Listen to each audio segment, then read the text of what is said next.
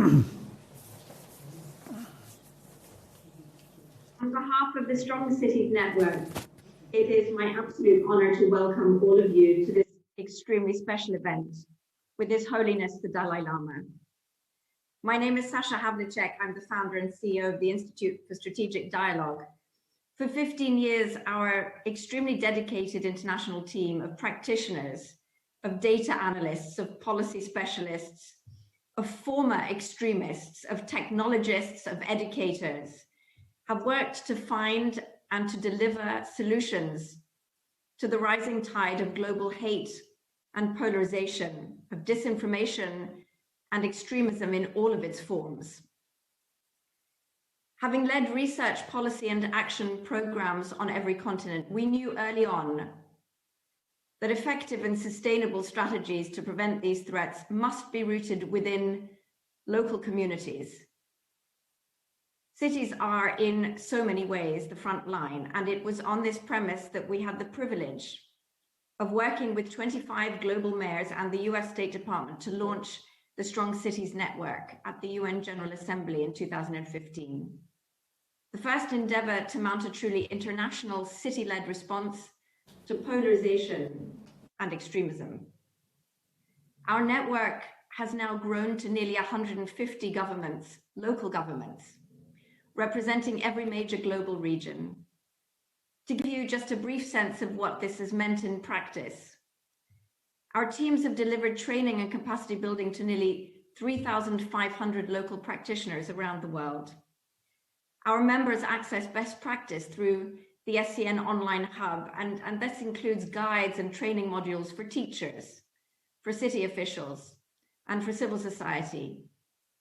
We've established a local prevention infrastructure, that is, coordination bodies that unite city halls, civil society, educators, companies, faith leaders, across the Middle East and Africa and the Balkans.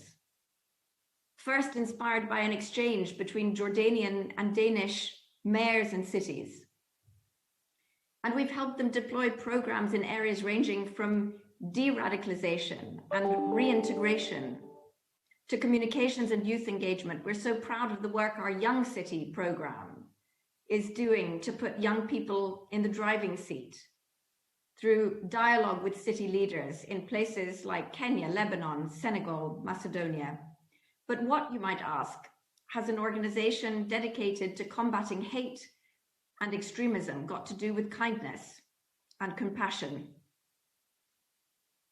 I have to say, I have seen firsthand the power of empathy and kindness to break down the othering mindset, which is so central to extremist ideologies. It is instrumental in bringing people out of these movements. We've seen the very real impact of kindness and compassionate leadership and programming, and been inspired by those that have chosen to lead in this way. Mayor Tate, former mayor of Anaheim in California, Mayor Fisher of Louisville, also president of the US Conference of Mayors, an important institution with which we are honored to partner today in hosting this event, to mention but a couple. You have both been such champions of this initiative, and more broadly, of a compassionate approach to leadership. I wanted to acknowledge you, along with the US State Department, in particular Mike Duffin here, for all your help and guidance on this event, and also to thank you for what you do for the Strong Cities Network writ large. COVID-19 has made greater and more challenging demands on local leaders than ever. Not only do cities face the brunt of a public health crisis of historic proportions and its economic and social fallout, but with the massive proliferation of disinformation, something that we've been tracking at the Institute on and offline, they also face a rise in hate incidents, anti-minority rhetoric, and civil unrest. These are difficult times everywhere, and so this event couldn't come at a more critical moment. We are so deeply grateful to His Holiness and his team for facilitating today's discussion. Your ongoing engagement with the Strong Cities Network, having kindly hosted a delegation of SCN mayors in India in 2018, has been a very genuine inspiration, and it has spurred action My very heartfelt thanks goes to you and to all of the mayors that have joined us here today. I pass the floor now to Mayor Fisher of Louisville, Kentucky, as president of the U.S. Conference of Mayors, as a leading member of the Strong Cities Network, and as a great proponent of kind and compassionate leadership himself. Mayor Fisher is the very perfect host and moderator for the remainder of today's session. Thank you. The floor is yours. Hello, everybody. Thank you, Sasha, and everybody from the Strong Cities Network for helping to arrange, which is going to be an extraordinary conversation tonight. Thanks also to our partners, including former Anaheim Mayor Tom Tate, the U.S. State Department, Lama, and the U.S. Conference of Mayors Center for Compassionate and Equitable Cities. It is my honor to introduce the preeminent global leader and champion for compassion and kindness, universal human values that we need now more than ever, as mayors all over the world are facing tremendous social, economic, health, and environmental challenges. We can rise above these challenges when people across the globe embrace compassion and work with common purpose. His Holiness provides us with guidance in this work through teachings like this, quote, "I consider our tendency to see each other in terms of us and them as stemming from ignorance of interdependence. As participants in the same global economy, we depend on each other, while changes in the climate and the global environment affect us all. What's more, as human beings, we are physically, mentally, and emotionally the same," end quote. When I became mayor of Louisville 10 years ago, His Holiness inspired me to proclaim compassion as a core value that would guide our city government, and to define compassion as the work we do to help people realize their full human potential. It's an action word. His Holiness amplified that message himself to 16,000 of my city's residents when he visited Louisville in 2013. Now, we know the Dalai Lama speaks to everyone, and he particularly appreciates the work of mayors. That this was evident during His Holiness's address to the United States Conference of Mayors during our 2016 summer conference in Indianapolis. In 2018, at his home in Dharamsala, His Holiness told Mayor Tom Tate and me that, quote, "I can't travel the world as much as I once did. I need you mayors to be my hands." So mayors, that's our charge, to lead our cities and serve our people with kindness and compassion, and inspire our residents to live those values in their everyday lives. And tonight, we're honored to hear His Holiness share a perspective unlike anyone on earth. He was born into a farming family in northeastern Tibet in 1935. He was identified as the reincarnation of the 13th Dalai Lama at the age of 2, and assumed his role as the leader of the Tibet at 15 years old, the same year China invaded his country. In the 7 decades since, His Holiness has served as a tireless advocate for the Tibetan people and for peace, interfaith connection, and compassion. He won the Nobel Peace Prize in 1989. In 2011, he voluntarily turned over his political authority to the democratically elected leaders of the Tibetan government. It is my great honor now to welcome to this global conversation my friend, the esteemed Tenzin Gyatso, His Holiness, the 14th Dalai Lama. Welcome, Your Holiness. Thank you. I'm indeed very happy having this opportunity to talk through television.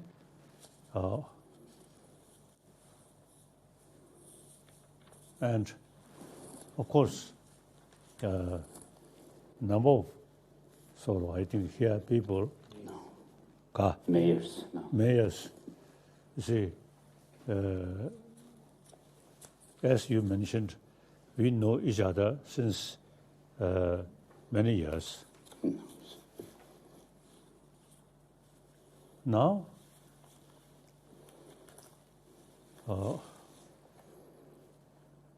I always now emphasize we need the sense of oneness of 7 billion human beings. We all same human being, you see, same emotion, same mind. Some scientists say we are social animal. So any social animal, you see, by nature, they have some sense of, let's say, group or sense of community. Or like animal. You see, many, since their own individual life, individual actually existence, very much depend on the group. So therefore, we human beings, as a social animal, by nature, we have sense of also the taking care of other, your own community. Taking care of your own community is your own interest, your own survival. That's nature. So now here, today's world, when I look, there are many problems. Essentially, the major problem is our own creation. We, you see, too much emphasis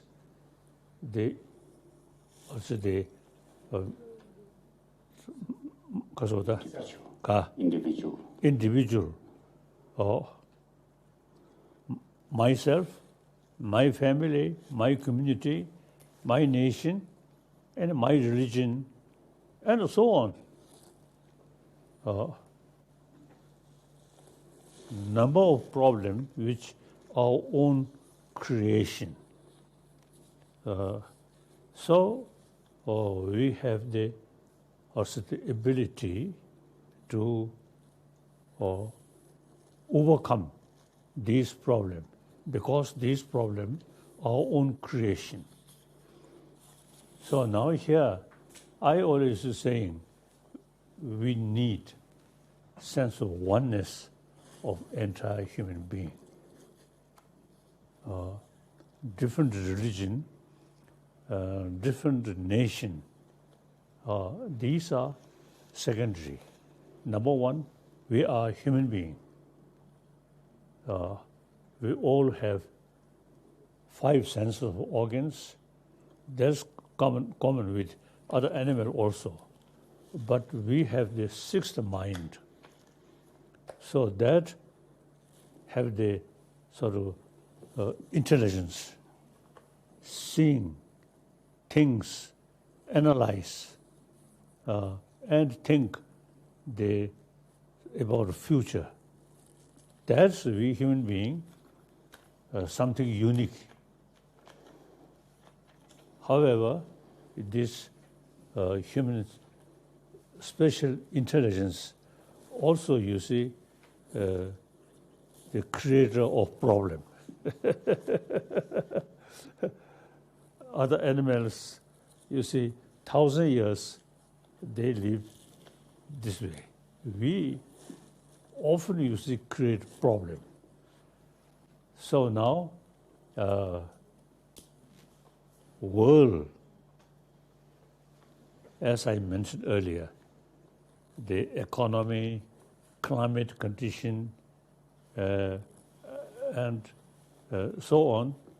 You see, now we human beings on this planet, we should act like,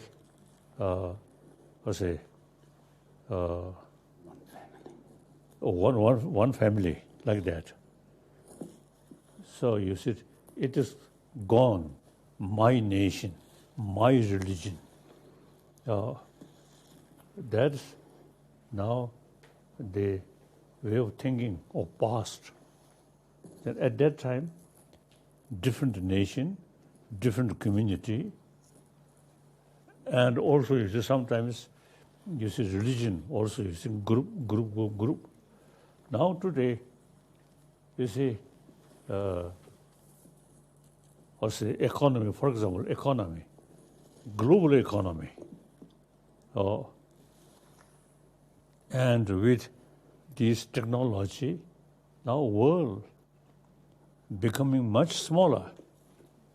Now we really, you see, also the unrelative, no, not relative.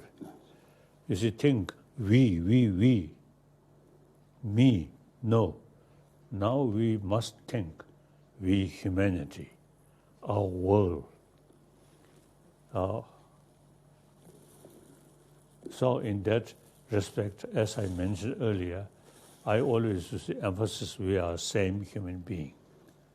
I myself, now since become refugee, so I always feel we are same. With this feeling, wherever I go, I always feel we are same.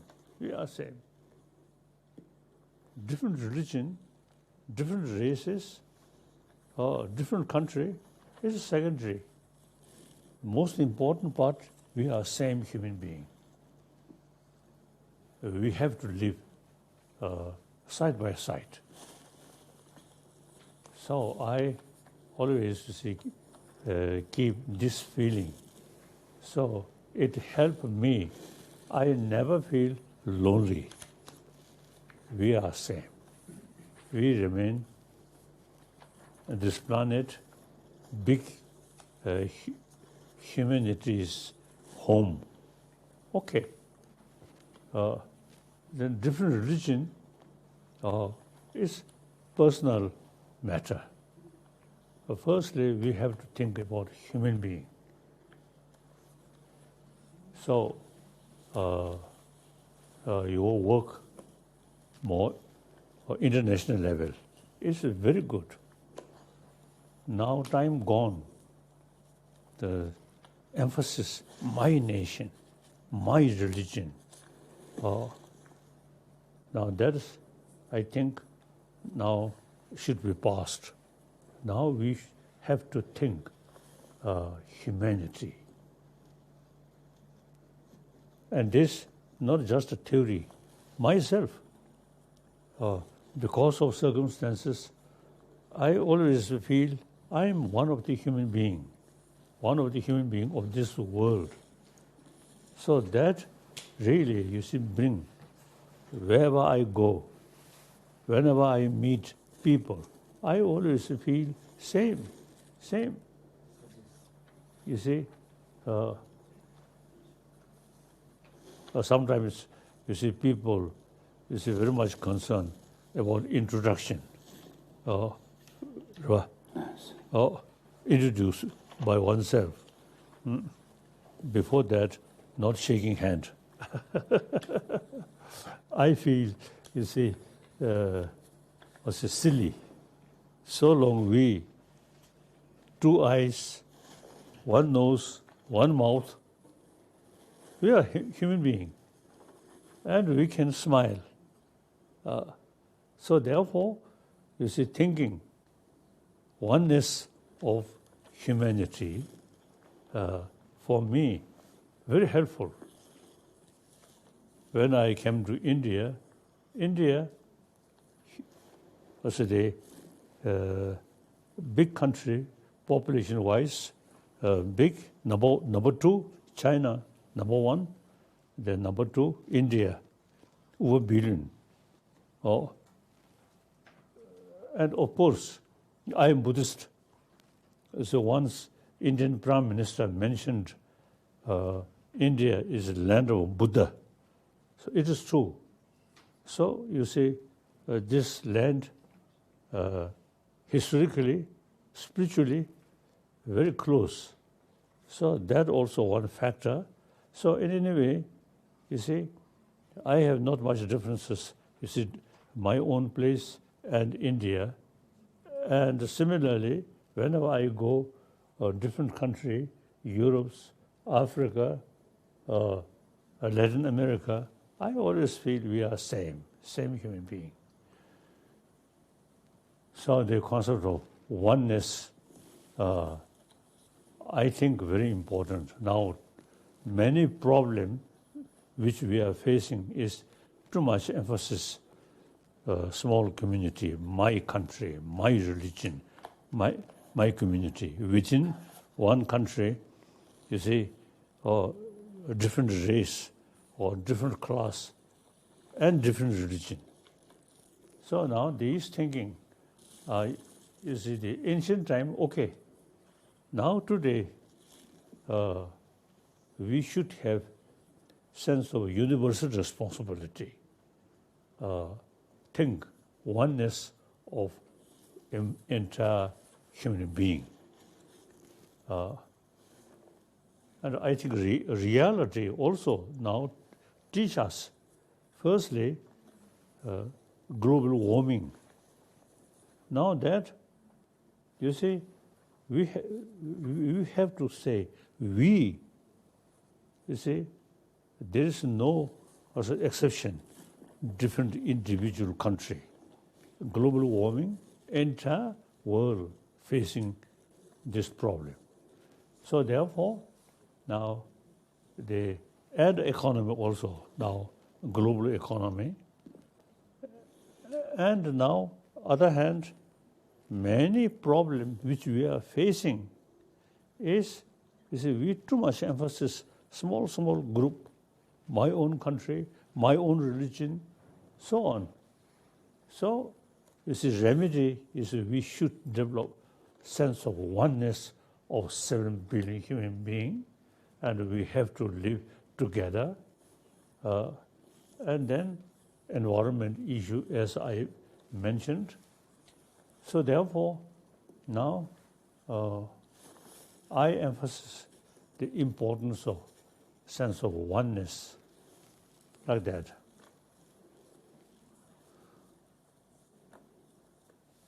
So this is my number one. I fully committed promotion of this, the concept of oneness of human being, and we have to live together. So, you see, the harmony, and in order to contact each other closely, we should be honest, truthful. Then trust comes. Without trust, difficult. Education alone, or money, or political power will not bring trust. Trust, wholeheartedness. So therefore, the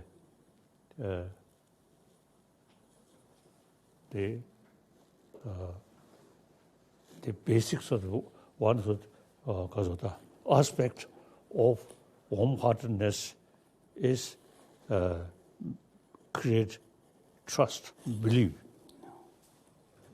So now I also practice these things. So very helpful, like that. So I want to share with other people. You see, ultimately is the fear, me. That is too much emphasis on individual. And the opposite of that, we should develop, instead of me, the feeling of we humanity. So now here, I always feel education very important. Now education, now modern education, mainly from West, you see very much talking about material value, not much talk about our inner world. So now this respect, India, 1,000 years, you see, about the inner world, you see, also the lot of explanation. So that we need now pay more attention about our inner world. Through that way, India's 1,000-year-old sort of tradition, ahimsa, non-violence, and karuna, compassion. Now these are inner quality. So now we will need the practice of non-violence, practice of compassion. These two things are very important. So now, East, West, now Lotus or what's the now contract. So I think now time come. Eastern 1,000-year-old thinking, non-violence and compassion. These, I think, like previous century, Mahatma Gandhiji, you see, create ahimsa, non-violence. He carry freedom struggle according principle of non-violence. So eventually, number of country like South Africa and many countries, you see, follow Mahatma Gandhiji's non-violent thinking. So now here, similarly, now 20th century, we should pay more attention about our inner world. And now when we saying this, much depend on education. Now in modern education, not much talk about inner world, about mind, about emotion, and how to tackle emotion. This now should pay more attention. And India, 1,000 years, you see, concept of secular. Some of these ideas come from religious text, but we should consider these are academic subject, not religious subject. Religion is individual, private business. Now these things are we common as human being, all human beings need as an academic subject. Religion is individual business, individual matter. But warm-heartedness, truthful, honest, these are related with the society or whole humanity. So now, education, I usually expressing the hygiene of physical important. The more important is hygiene of emotion. For that, we need more more knowledge about emotion. Once, my Indian friend Raja Ramana, now he mentioned to me about quantum physics. Quantum physics in the West is some new in Europe, but in this country, quantum physics over 2,000 years already developed. So that related with our emotion. You see, emotion, as I briefly, I think, mentioned, emotion, the five senses organs, as a carry message. Real emotion come from sixth mind. Now there are, things appears more or less independently. Now, once we think more deeper way, because of material things, does not exist by itself. If we investigate You see, everything depends on mental, mental perception. So, so for me, the quantum physics very useful. All these negative feeling much depend on appearances. Something good, attachment. Something bad, anger. With this anger, attachment, fear, doubt, these things happen. So now here, the India's conception, you see, the sixth mind, and should not sort of depend on appearances. We must go deeper level.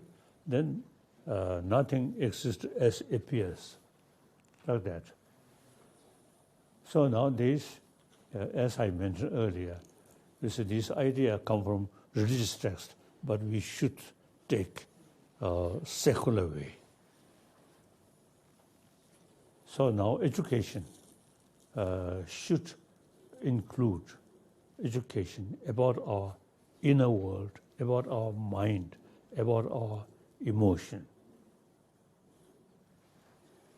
So your organization, you say, can help to promote in education about our inner world, particularly about our emotion, then how to tackle these destructive emotion, and how to, what is the practice to promote positive emotion, like that.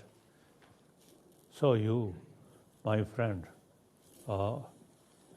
is now think more seriously in worldwide, in education field. Now we should include more information about our emotion and how to tackle emotion.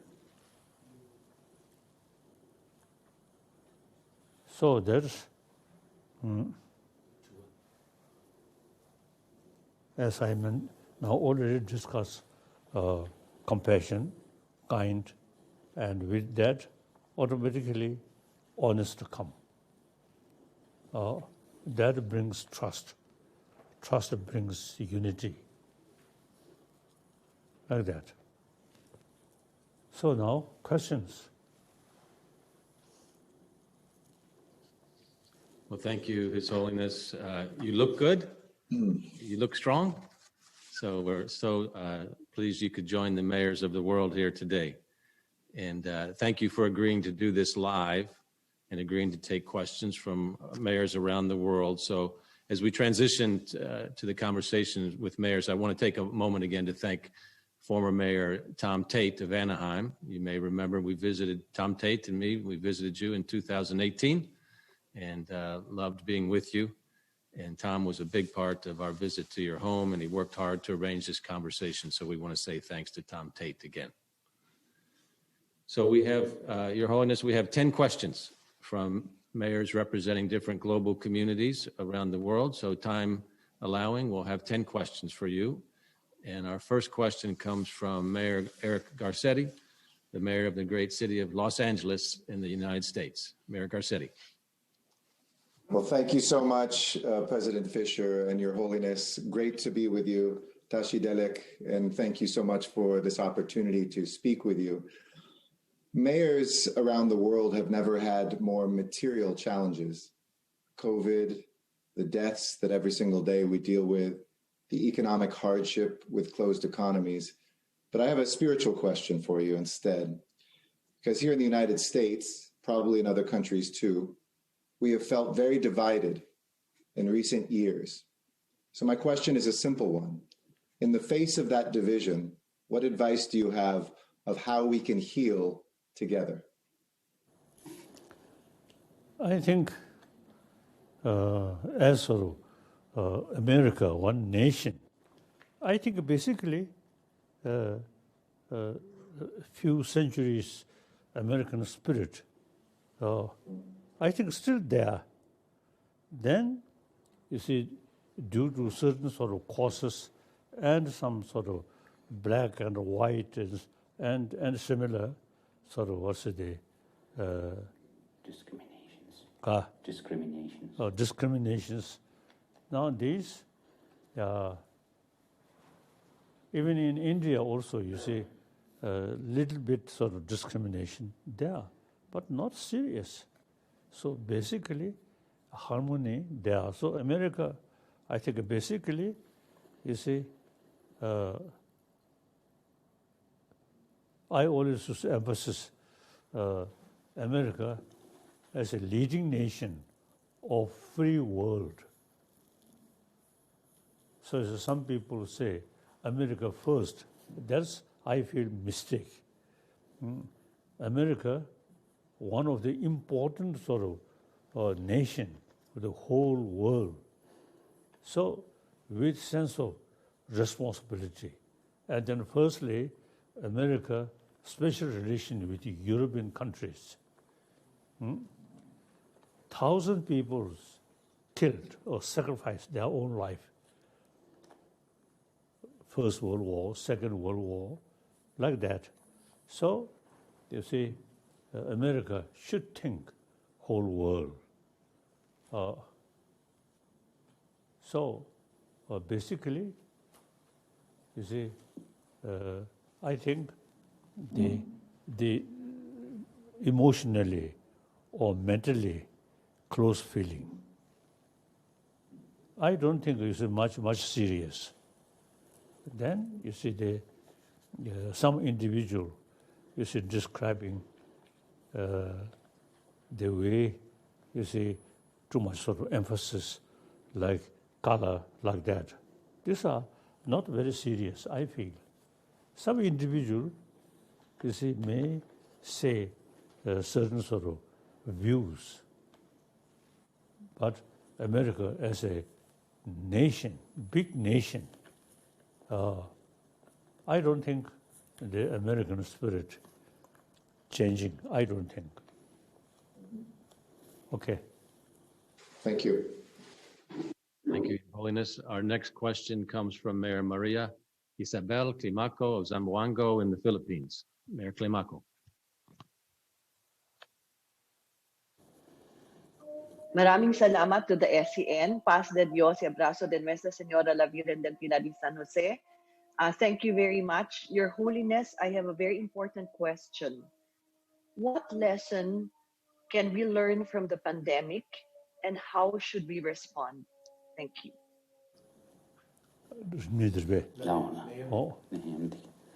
Now, firstly, I very much sort of concerned, and my daily meditation, prayer, I always used to pray the current, also the kasa. The pandemic. This illness.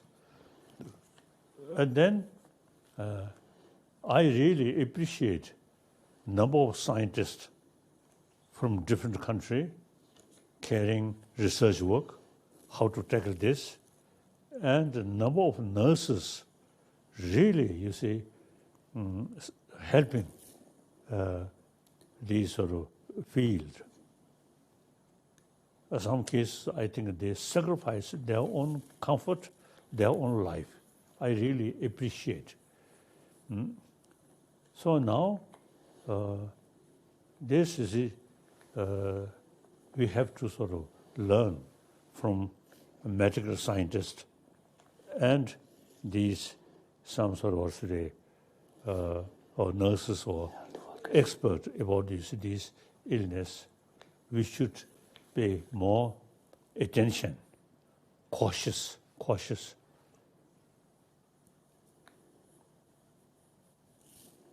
That's I feel.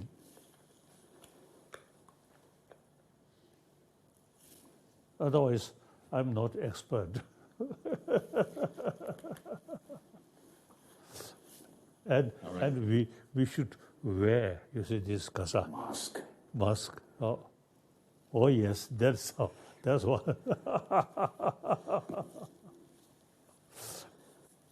Thank you. Right. Thank you, Your Holiness. Our next question comes from Mayor Andy Burke of Chattanooga, Tennessee, in America.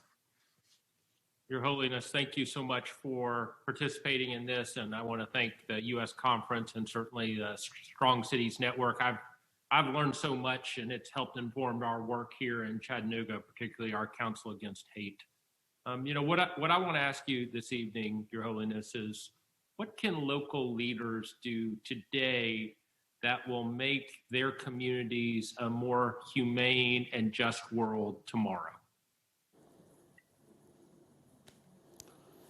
I think the world sort of a tendency, you see people, you see working together with full cooperation. Unlike the previous century, say, First World War, Second World War, and then I think without much sort of feeling with the problem of other country. Now that much change. I always feel French, Germany, and First World War, Second World War, arch enemy. But then after Second World War, and under the leadership of Adenauer and the leadership of de Gaulle, these France and Germany, the arch enemy, the leading nation to create European Union. So these are, I feel, is a very good change. So I always say, admire the spirit of European Union. So now, eventually, in Latin America or Africa, some kind of union eventually can create on the basis of the spirit of oneness, one continent. So that I think things are changing. I feel because of a lot of different experiences. And then today's world, you see people, so more sort of wisdom because of a lot of sort of our experiences. So therefore, I feel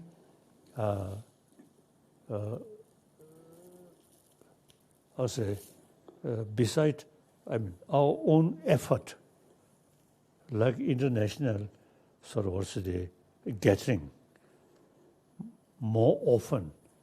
And then you see the people should feel no longer distance each other. We are same human family.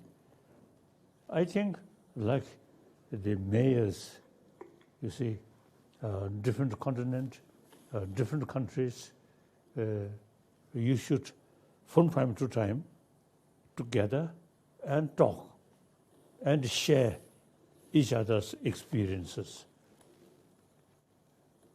So I think time come, we should now remain isolated each other. Distance, no. In the principle of oneness of human being, you see, as much as possible, more often meeting and discuss. I feel that.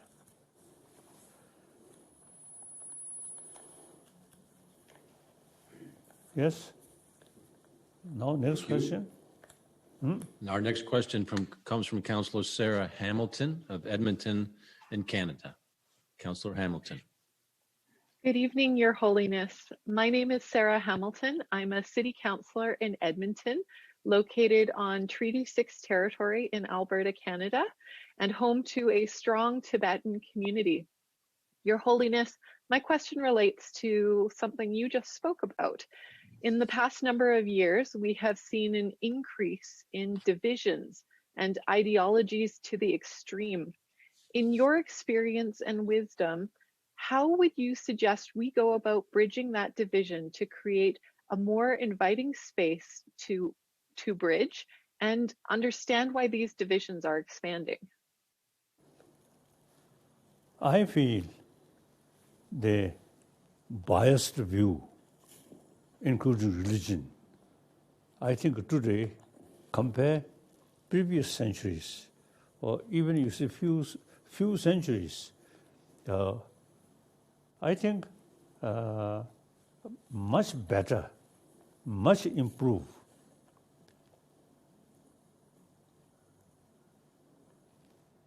Now regarding religion, and previously the kings, queens, and sort of religious leaders, you see, they very much sort of involve using force.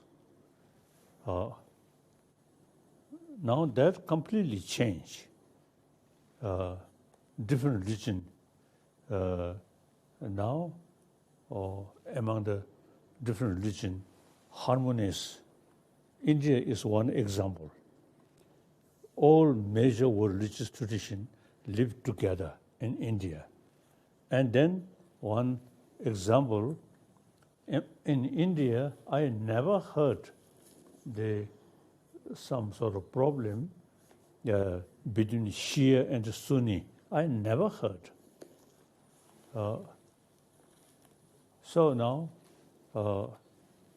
and Muslim countries, and Christian, Muslim, Buddhism, Hinduism, and Jainism. Now, overall, I think because of more contact, not remain isolate, and then each other saying they.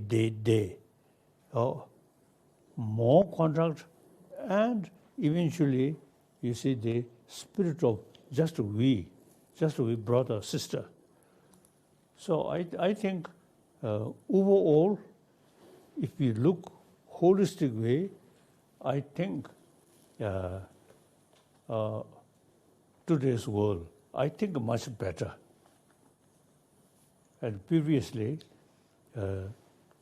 small isolate sort of condition, and then, as I mentioned earlier, but I'm more optimistic. Things are changing, but still we need more effort constantly. The religious leaders meeting, intellectual, scholars, and scientists, and like mayors sort of organization. I think we still, you see, we make continuously, constant effort. The basic situation, I feel, much improved than past centuries, I feel.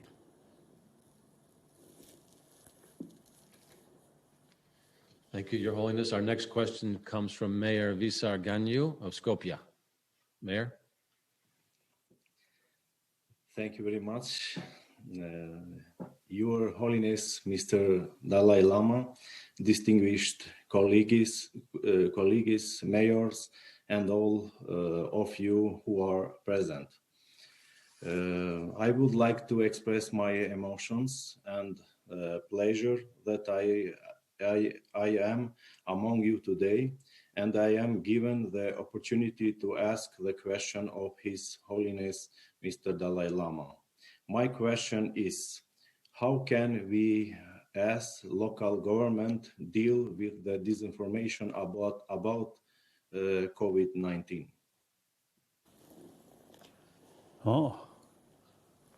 As I mentioned earlier, you see, we need experienced, authentic sort of scholars should meet and explain about truth.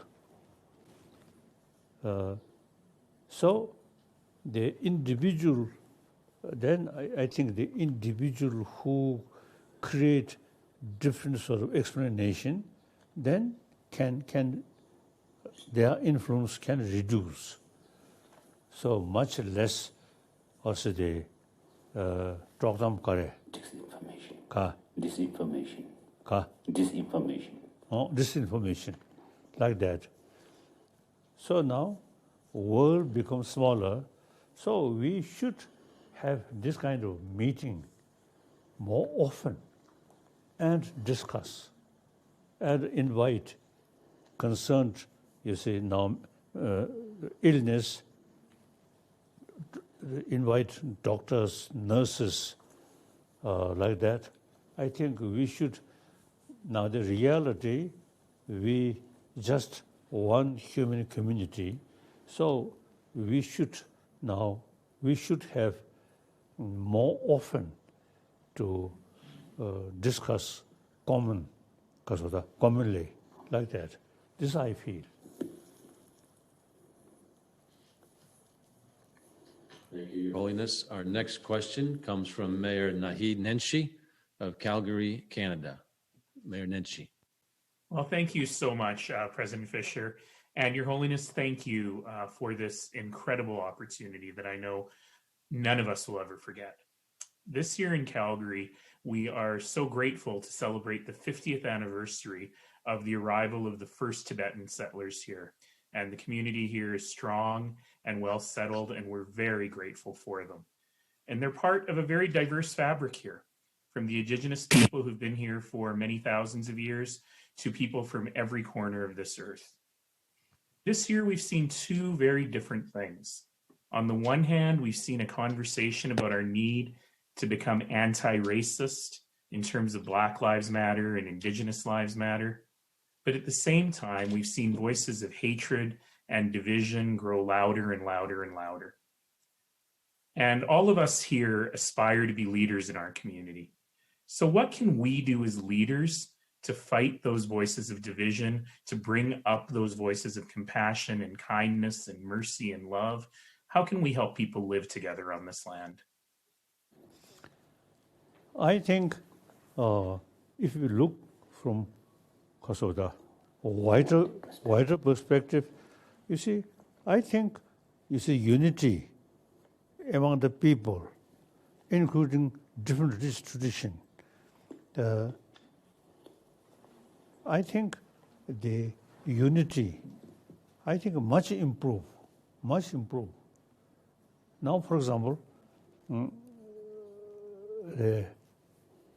and I think global level, the government, now for example, China, the most populated and number one populated country and communist country, but relation with some other like United States and India, I think things are improving. So generally speaking, and also as I mentioned earlier, you see, in Middle East, comparatively things are improving. So I quite optimistic. Things are now changing. Things are improving. So still we need a constant effort to try to, because of the clear misunderstanding. That's important. Otherwise, I think basically we I feel, you see, human being, I think through education, through personal contact and economic reasons, I think world much more closer.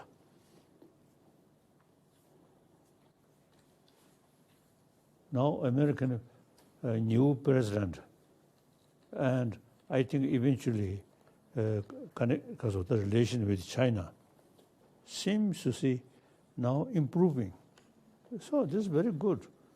Now, time use military forces is gone. We should work together we should live happily, helping each other. So our thinking should be realistic. Then, as I mentioned earlier, one world.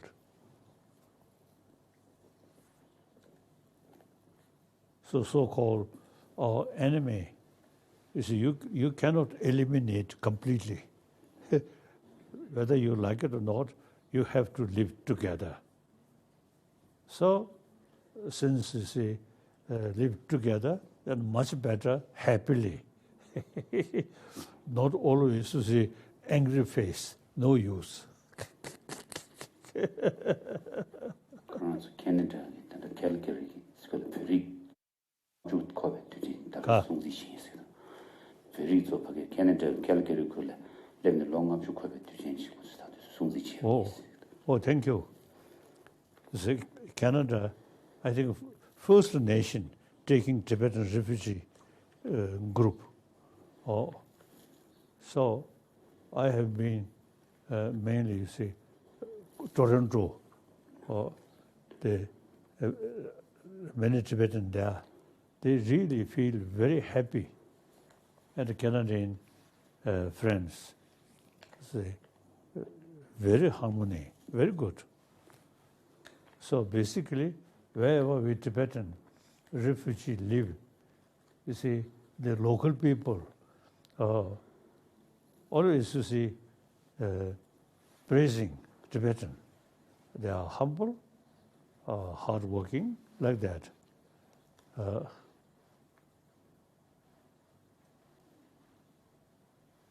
So we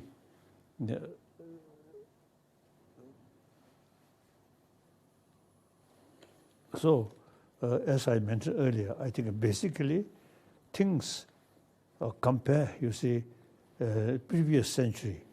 I think we becoming more mature. We human beings becoming more mature, so things are improving. Now sometimes you see some trouble things you see happen, and immediately we attract it. The overall, these are just a few cases, but sometimes we get the impression, oh, things are so difficult. But if we analyze or look more closely, that these are few cases. I feel like that. So I think, as I mentioned earlier, Tibetan is a few cases, some sort of because of the crime committed. But overall, Tibetan refugee, very peaceful. So, you see, we cannot say, pick up few individual Tibetan who carry some because of the murder like that. You cannot sort of, because of the create impression or Tibetan refugee are very bad. We cannot say. Individual, always there. So overall, I feel world improving. So now, because of the more deeper experience, so people, you see, have the spirit to work together and live together. So that kind of situation, there we should pay more attention. Mayors, you see, different country, you see, occasionally, you see, we have some meeting and talk about these things and propagate like that. Okay. All right. Thank you for your positive outlook and your laughter too, Your Holiness. We always like when you share your laughter with us. So we have 3 more questions. Our next question comes from Councillor Jorgen Christensen of Kristiansand in Norway. Councillor Christensen. Thank you. Thank you very much, Mayor Fisher. Your Holiness, thank you very much for taking the time to do this meeting with us. It's really an honor. My name is Jordan Christensen from Norway, and I'm interested in questions on how we can make the world a better place to live, and how we can fight injustice and poverty, and how everyone can get access to education. And from a Norwegian and Northern European angle, where we had peace now for 76 years, it might seem like when people have a job, go to school, and have enough food, there are less conflicts. So my question today for Your Holiness is the following. Do you think there is a connection between war, conflict, and poverty? In other words, if we succeed in eradicating poverty, will we then be able to achieve a world without war? I know it's a big question, but maybe Your Holiness have some reflections on this. I think the military or violence conflict in previous time, yes, due to economy or condition, some poorer country, some sort of more powerful country exploiting. But that's, I think, past. Now today, I don't think, you see, because of the economy difficulties, war, now I don't think.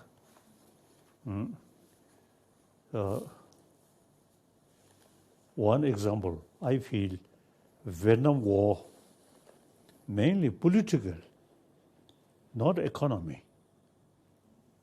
The southern, because of Vietnam, richer, northern, poorer. But conflict, not on that basis. I think ideology and because of world powers. So now,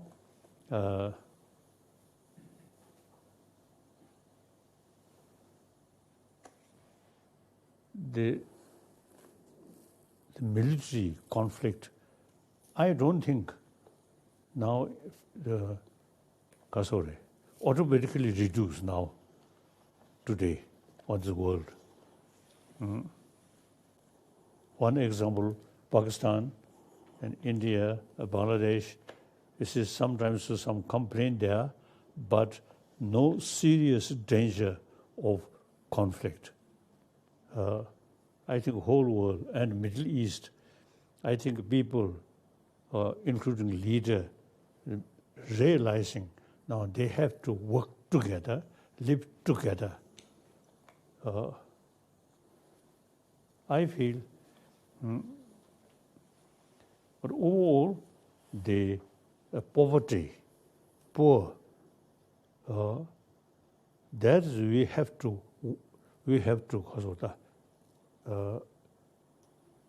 remove, or also the gap, rich and poor, the global level and the national level.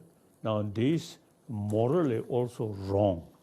So we have to work to reduce this gap, rich and poor.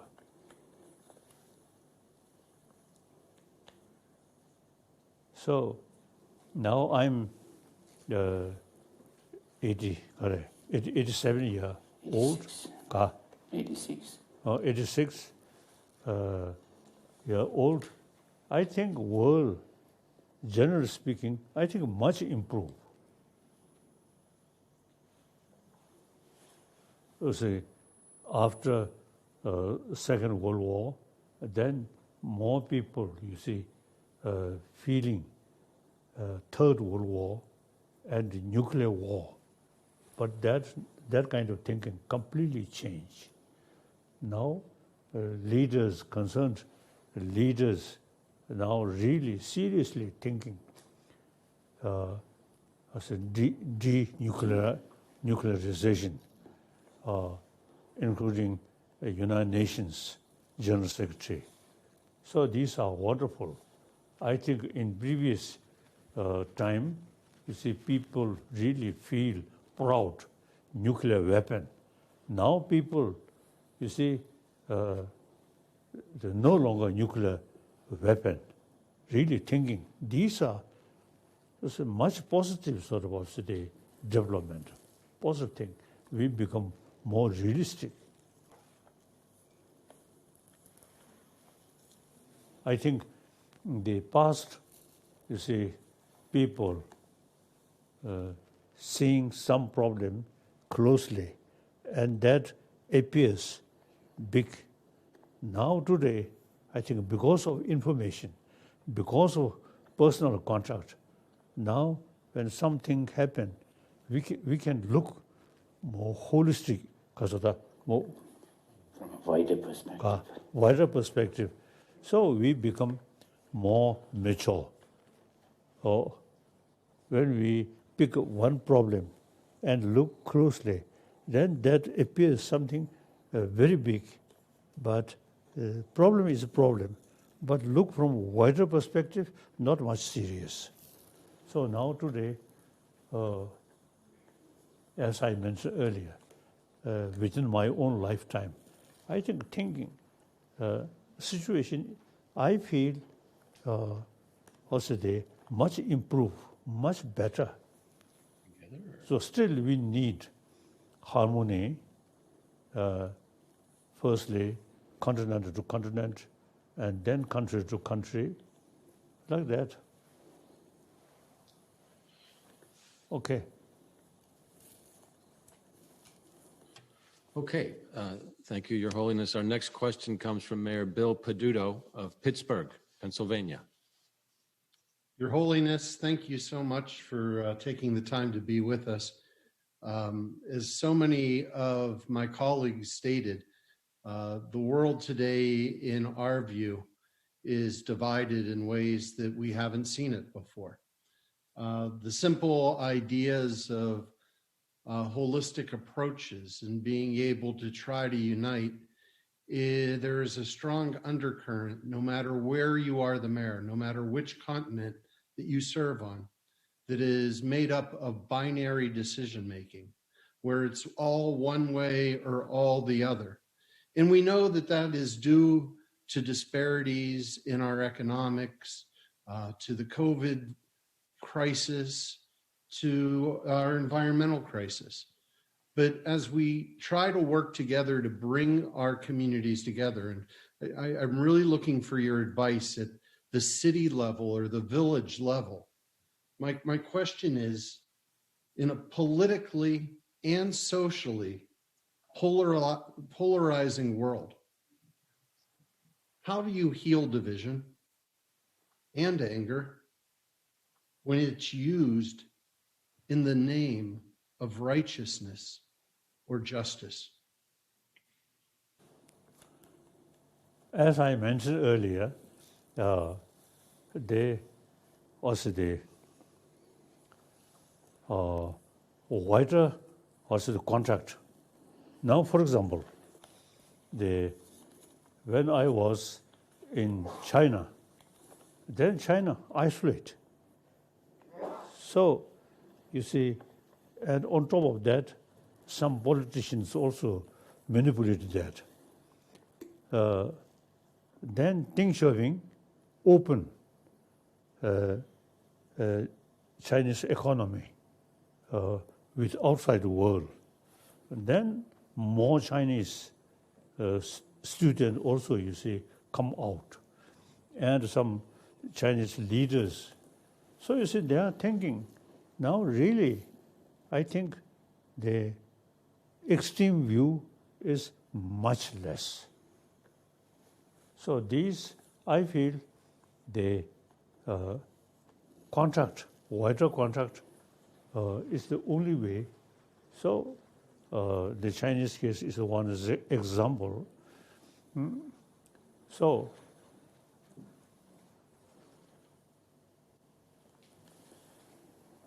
上校的长定了念的让了适当的控制起来。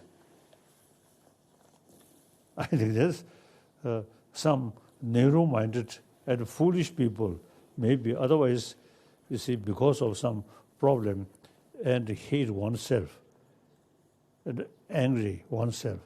I don't think some foolish, maybe. Otherwise, I don't think. As I mentioned earlier, you see, China, when remain isolated, and then some sort of unrealistic feeling. Now, wider contact, then seeing reality, then much change. So, information, education, now very helpful, you see, to know the reality. Now, number of Chinese hardliner, and previously, you see, described me as a reactionary Dalai Lama. Now, you see, more information. Now, no longer, you see, also the Chinese, also the media say I'm reactionary. No, since we regarding Tibetan problem, we approach middle way approach, not seeking independence. So now many Chinese now thinking change,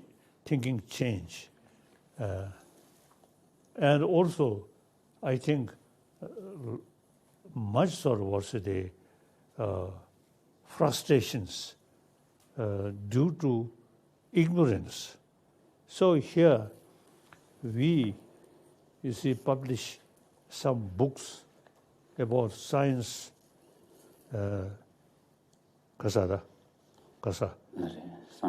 Science of mind. Or science of mind.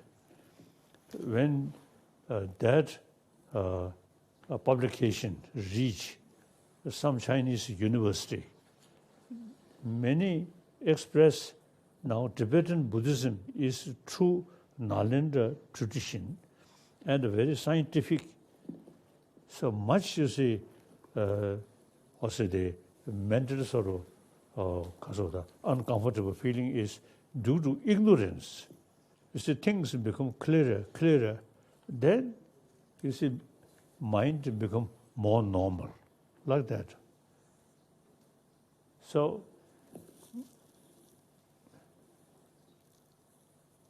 when, as I briefly mentioned, when I was in China, then, you see, like America, they totally sort of negative. Then after Ting Shopping, approach more realistic way, more information. So I think worldwide, I think people get, you see, better information. Then there's a certain emotion on the basis of wrong view automatically reduce. So I feel optimistic. Things are improving because of contact and information like that.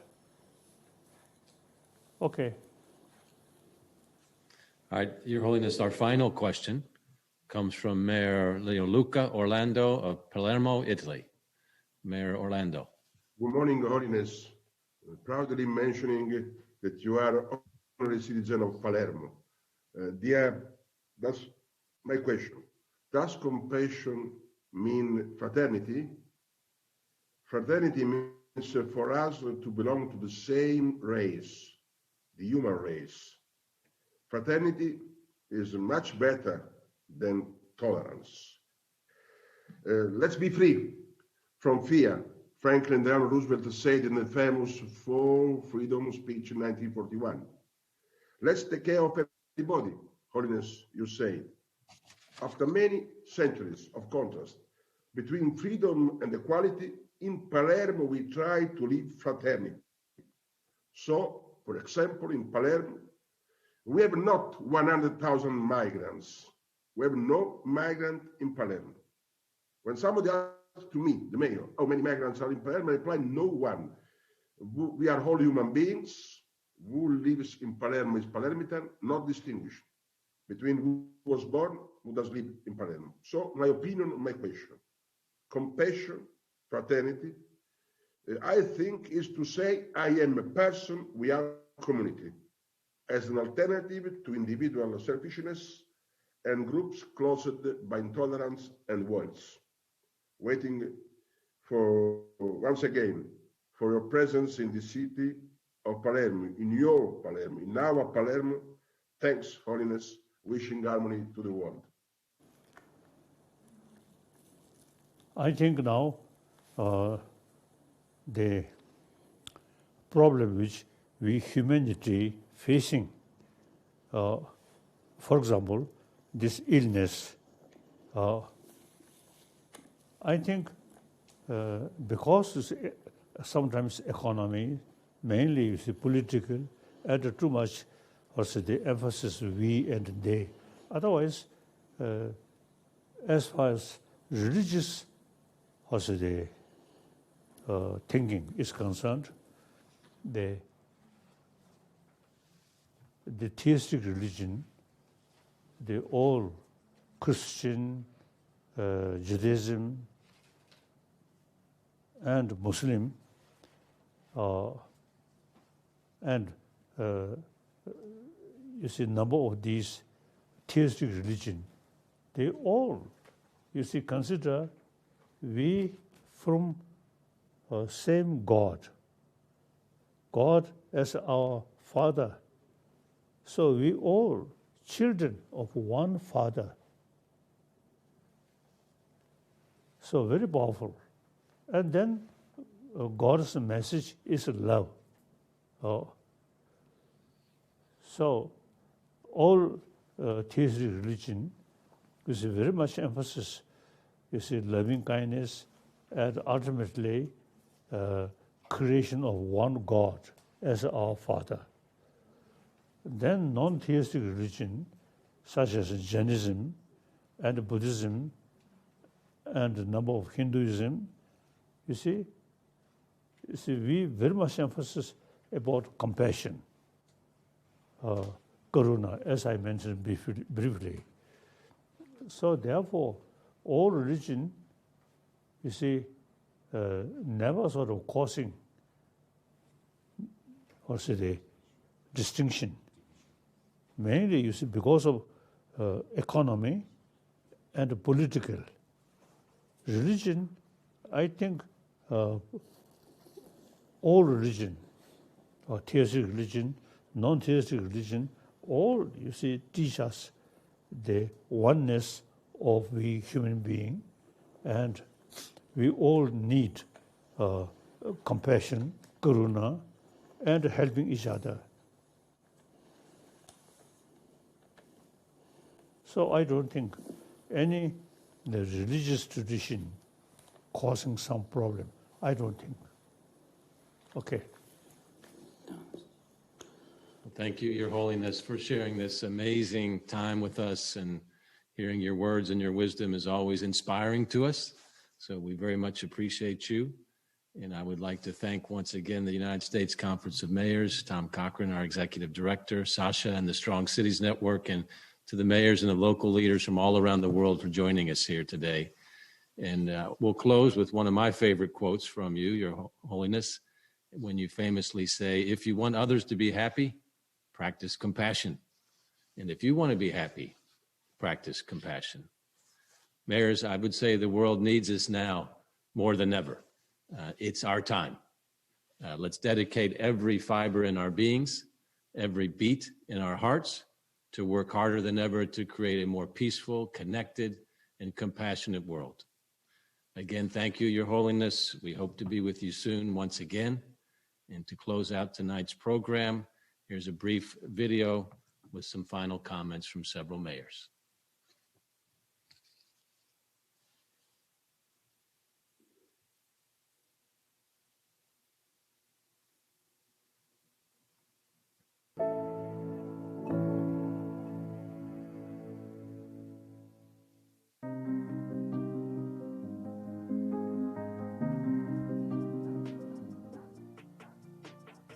من خلال تجذير مفاهيم العدالة والتماسك المجتمعي ونبذ العنف والتطرف والبعد كل البعد عن الممارسات السلبية التي من شأنها الانحطاط المجتمع.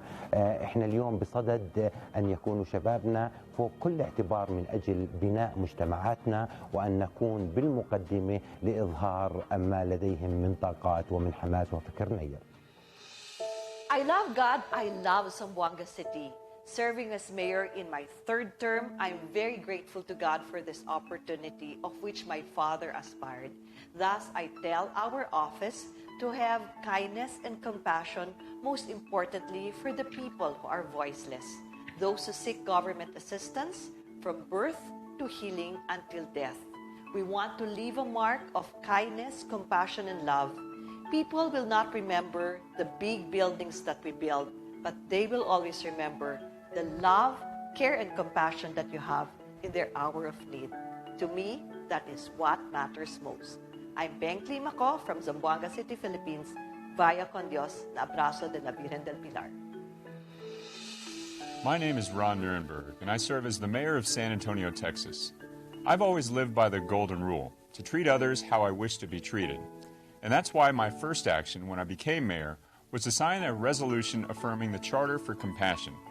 Today, San Antonio is a compassionate city within the global community, one where civic government, religious and volunteer organizations, businesses, the community, and its educational institutions come together to recognize the importance and value of compassion in the life of a city, and by doing so, create a safety net for its most vulnerable citizens. I'm proud of our work using compassionate leadership with integrity to move our city forward during these challenging times and promote equity and inclusion for all.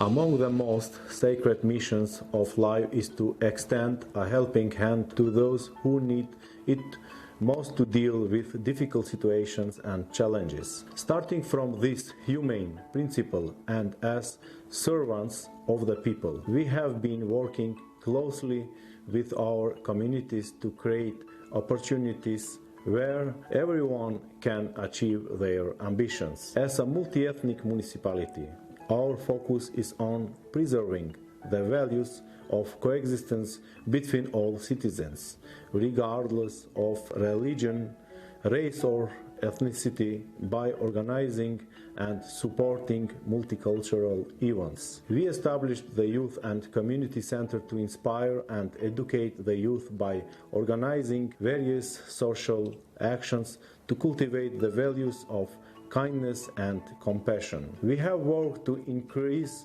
our own cooperation with humanitarian organizations by helping families and groups in need, but have also invited private donors to become part of our humanitarian initiatives. We have stood side by side with our communities through natural disasters and man-made incidents, and continue to support each other in whatever the future brings. The doors of goodness can never be closed if we want to live in peace with our conscience.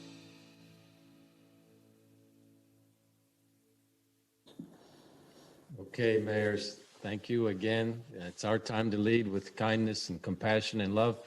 Your Holiness, thank you for teaching us and showing us the way. You always lift us up and make our cities and our world a better place. So be well, everyone, and Your Holiness, until we see you again.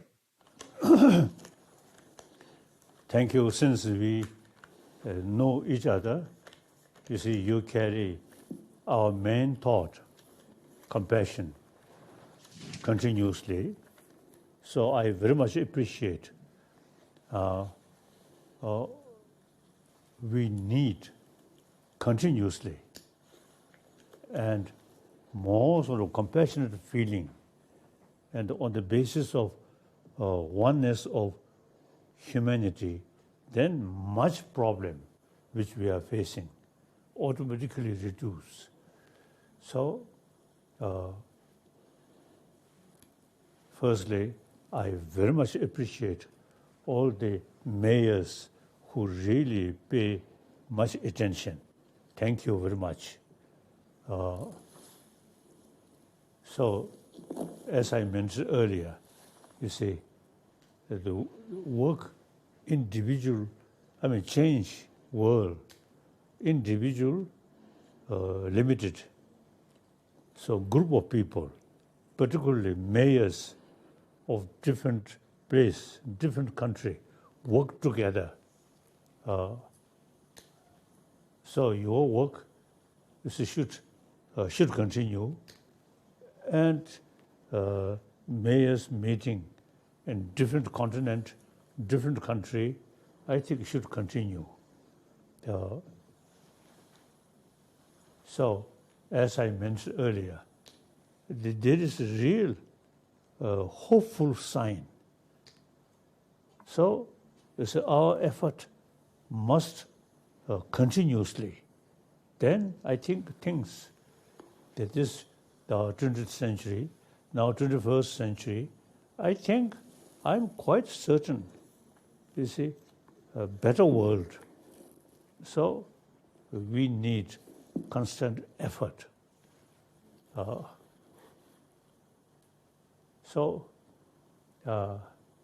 World, I want, you see, one happy world, and everywhere smiling.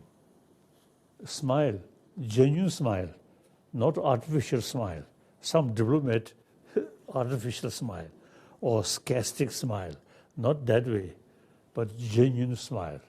I think we should create this world everywhere, you see, sense of oneness of human brothers, sisters. So smile. So we should eliminate angry face. So all mayors, you see, have the more opportunity, make continuous effort. Thank you very much. Bye-bye.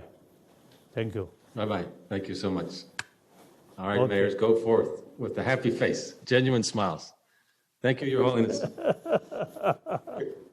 Thank you.